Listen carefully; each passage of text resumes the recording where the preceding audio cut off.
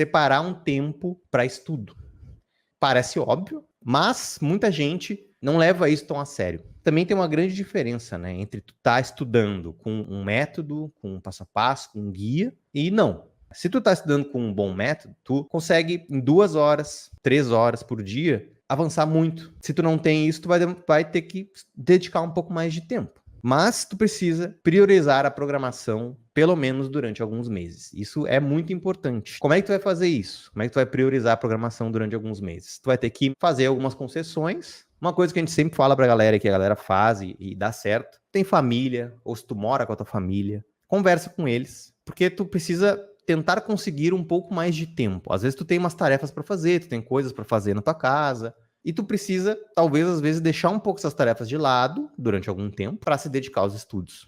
Então, conversa com a tua família, vê com eles se tu consegue, talvez, fazer um pouquinho menos das tuas tarefas e dedicar isso aos estudos, né? Não vai pedir para eles diminuir as tuas tarefas e ficar jogando videogame. Precisa ter responsabilidade. Então, se tu falou que vai diminuir as tarefas para estudar, tu vai estudar naquele momento, durante algum tempo, né? Tu fala, eu vou estudar durante alguns meses, porque eu tô tentando migrar de área, então eu preciso ter mais tempo para estudar.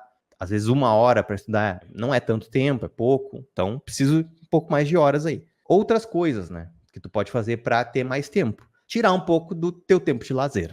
Ah, Beto, mas isso é ruim. Eu trabalho o dia inteiro, chego cansado em casa e eu quero jogar meu videogame. Eu entendo, te entendo perfeitamente. E eu concordo contigo, só que tu tem que também entender que durante algum tempo tu vai precisar dedicar esse tempo de estudo a mais. Então tu vai ter que tirar um pouquinho do teu tempo de lazer. Tu joga 2 horas por dia, joga 1. Joga 45 minutos. E o resto do tempo tu dedica na programação. Tu tem que lembrar, né, que tu tem que ser responsável, de novo. E isso tu vai ter que fazer algumas concessões, infelizmente. Todo mundo faz, né? Eu já tive que fazer quando eu trabalhava. Tinha uma época que eu trabalhava numa empresa, eu fazia uma pós e eu ainda tinha que estudar outros conteúdos durante a noite. Não era fácil. Chegava do trabalho, cansado, tinha que ir ainda, às vezes, na faculdade, chegava em casa, às vezes 11 horas, tinha que estudar. Mas era isso, né? Não tinha muito o que fazer. Eu descansava e meio que curtia mais as minhas horas de lazer no fim de semana. Às vezes a gente vai ter que fazer um pouco de sacrifício durante algum tempo, mas esse sacrifício vai valer a pena, com certeza, isso pode garantir. Porque depois, quando tu estiver empregado, aí tu vai ter mais tempo livre para fazer as tuas coisas, tá? Então tirem aí um tempinho do lazer de vocês, pelo menos durante algum tempo. E também, né, isso a gente fala bastante, mas é importante, né? A gente fica, às vezes, muito tempo nas redes sociais, perdendo um tempo que a gente poderia estar estudando, que a gente poderia estar fazendo alguma outra coisa mais produtiva. Depois vocês podem até olhar no celular de vocês, acho que no iPhone tem como tu vê quanto tempo tu fica em cada aplicativo. E no Android eu acho que também deve ter agora, tá? Se eu não me engano, mas tem aplicativos também que tu baixa só para controlar isso. Se tu olhar, tu vai muito provavelmente se apavorar com as horas, com a quantidade de horas que tu fica nas redes aí no Instagram, no TikTok, no YouTube, no Facebook. A gente fica muito tempo ali, a gente acaba entrando num fluxo ali que tu fica scrollando e não para. Às vezes fica horas. 1 hora, 2 horas fazendo isso, 3 horas fazendo isso por dia, que tu poderia estar dedicando para os teus estudos. Então, de novo, né? Não tô falando para te não olhar o Instagram de vez em quando, não tô falando para te não olhar um vídeo no YouTube, mas se tu tá fazendo isso 3 horas do teu dia, faz uma, e as outras 2 tu dedica para os teus estudos. De novo, tu vai ter que abrir mão de algumas coisas durante algum tempo para poder estudar programação, para poder entrar no mercado.